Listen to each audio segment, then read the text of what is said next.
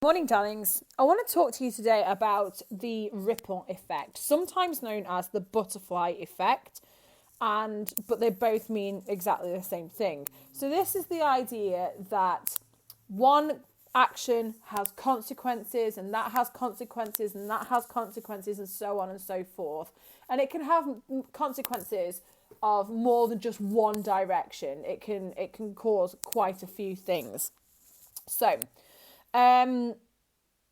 if you have a look on the screen, you will see a definition which you need to grab for your book. So you can either copy this down or you can reword it into words that you understand. So the ripple effect, the direct aftermath caused by one solitary action or inaction. Inaction means not doing something. So if you don't help the person who's just fallen over, they could then lie there forever and, suffer terrible consequences. Bad example, but you get what I mean. And then a quote from Albert Einstein underneath that says, a small change at one point in a complex system can have large effects elsewhere.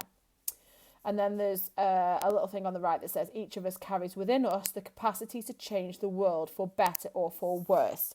Now, this is all about us thinking about what we do, how we act, how we conduct ourselves, and and the fact that we might need to think about what we do before we do things. I'm fairly certain you will have all heard at some point, you need to engage your brain before you engage whatever else. Like, I used to get told that all the time. You need to think about what you're doing before you do it. You need to think of the consequences of your actions, but not only for you. You need to think about, essentially, what the ripple effect is all about is the fact that you need to think about how this will affect others around you and what the consequences of that might be later down the line. So, with all these ideas in mind, you need to write the title, The Ripple Effect, up here into your own books and then give the definition. You can either get this yourselves, you get this down by copying it, or you can come up with an idea or rewording for yourself. And this is really important because we're going to look at the ripple effect in Romeo and Juliet. And there are several, but we're going to look at one, I think, key ripple effect. And that is Lord Capulet. And Shakespeare, if we're being analytical, we might be commenting on Shakespeare's perspective of the importance of education. We know education is necessary. You might not like it. You might not like school. You might not like reading and writing. You might not like learning. But the negative ripple effects of not being able to do those things are quite severe. So, for example, I'm certain you will have seen, it's been floating around on the internet for years, that if you don't bring a pen to school, you are going to suffer. So it goes, no pen in school means no notes, no revision, no revision means no good GCSEs, no good GCSEs means no job means no money, no money means no house means that you're living in a cardboard box, and all because you didn't bring a pen to school. So the moral of the story is you should bring a pen, pencil, rubber, ruler, red pen, basic maths equipment, reading books and highlighters. Essentially, it's telling you to be prepared, and granted, the effect of that might not be quite that drastic, but the idea is that you understand that you should be prepared and come equipped for school. And education is extraordinarily important. We all know this. You can't deny it. However much you might roll your eyes, we know it's important. So we're going to look at the ripple effect in Romeo and Juliet. So it all starts, this particular ripple, all starts with Lord Capulet. He invites everybody to a ball. This is to try and get Juliet to meet Paris to see if he is going to be somebody she can say yes to when it comes to her marrying him. So he says, right, okay, we'll have a party. It'll be grand. I'm going to invite everybody. And there's a big long list of everybody he invites. And we might look at that at some point, but not right now because we're doing the ripple effect. So Lord Capulet invites everybody to the ball. That's very nice of him. And he sends a servant out to deliver the messages because he's not going to play postman part, is he? He's not going to deliver the messages himself. That's why he employs people. He's going to send out a servant. Now, The problem with that is that Lord Capulet either forgets or he doesn't know or care that the servant can't read. The servant, because he's not, a lord or a lady or whatever, isn't educated. He's not able to read and write. So Lord Capulet either doesn't pay attention to this, so he forgets, or he doesn't know in the first place, because does he know all of his servants really well? Probably not. So he forgets that his servant can't read. And so the servant has to ask for help, and just by chance, because he's in the square. And remember, we said that this is a time when people like Romeo and Benvolio, because they don't have to work, because they're what they call in Game of Thrones highborn, because they are at a loose end, they are hanging out in the square. The servant has to ask for help, and he asks Romeo and Benvolio for help. And because of this, because Romeo is all weepy over Rosaline, and Benvolio is trying to say, oh, there are much nicer women, you're much nicer, they decide that they are going to go to the ball. Mercutio is invited to the ball, and they're friends with him, and so, yeah, they're going to go as well. Forgive the pop-up, guys, very sorry. Yeah, okay, so they go to the ball then. And this is where things become more serious. Tybalt sees Romeo there at the ball and becomes angry. And this is where one of the most famous lines, "You are a saucy boy," is uttered by Lord Capulet.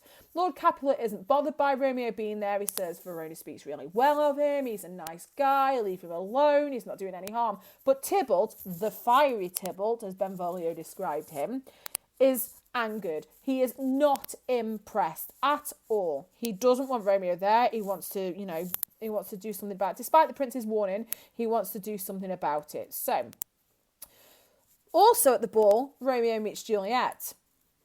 He meets her there. They have a little interaction, and that's it. He's in love with her. She's in love with him. So he then steals into the orchard. Sneaks might be another word there, and speaks to Juliet on the balcony, and they agree to get married, which is quite quick, but hey ho, it's a 2-hour play. They've got to squeeze it in.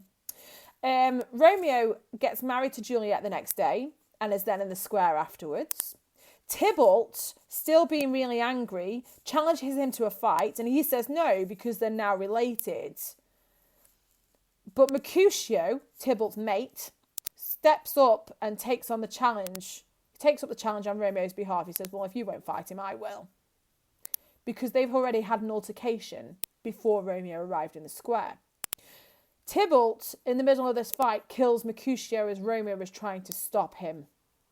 Tybalt kills Mercutio. And you might think that this is where the ripple effect begins, but actually it begins before that, because we have to see what created this climax of the play, and we'll come into structure later, but this is what we're looking at the moment. So Tybalt kills Mercutio. Romeo's trying to stop the fight, again being, not interested. We've just looked at that in the last video, or the third video, but now if you've looked at the oxymoron ones, and you should do, and the answers will have been a day later. So Tybalt kills Mercutio as Romeo tries to stop the fight.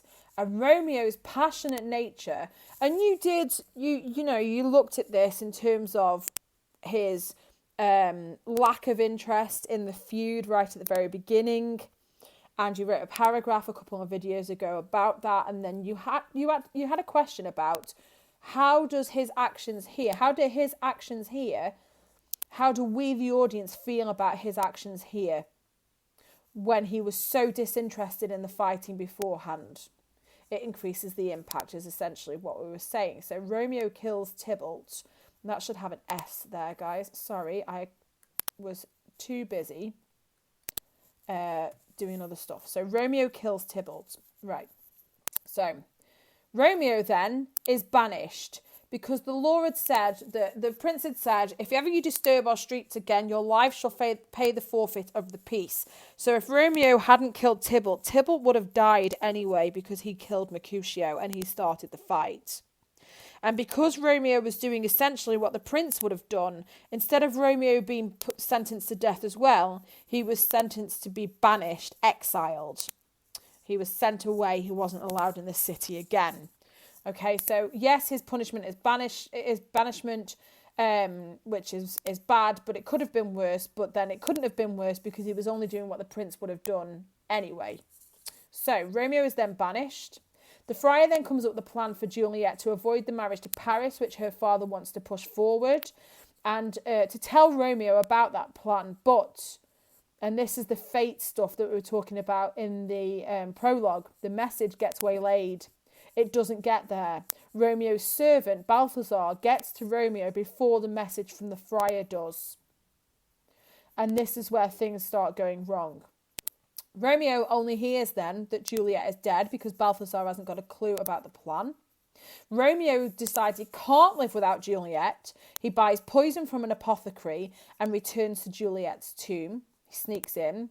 Whilst there, he meets Paris, who is mourning over what he thought was his potential future wife because they were going to get married. Romeo decides that actually he hasn't got the right to do that because it's his wife, and how dare he. Romeo then goes in to the tomb and kills himself because he sees Juliet and she appears dead. But Juliet wakes, finds Romeo dead, decides she can't live without him, and she stabs herself with his dagger. And this is the ripple effect, and all of that can be traced back to the idea that these people here, Benvolio and Romeo, were asked for help because the servant couldn't read. This is really significant because one person can't read. Look at what's happened. Look at all this that's happened because one person couldn't read. Okay, so you probably want to make some notes about this. Feel free to go back and pause and add notes in your books and stuff. I won't need to see this until we get back to school. So you don't need to, you can take a photo of it and send it to me so I can see that you've done it. That's absolutely fine. But I will not need to mark anything in terms of giving you feedback because this is an information video rather than one with a task. So make a definition in your books. Get some notes down. You can copy this down if you want, but you can augment it with your own ideas or anything I've just said. You can take notes from that as well. Okay, so this is it. Stay safe. Look after yourself, stay in the house, wash your hands. If you need anything, you can tweet me at Miss Hine English. You can email me as well. I miss you all. Keep safe. Bye. See you next time. Like, subscribe.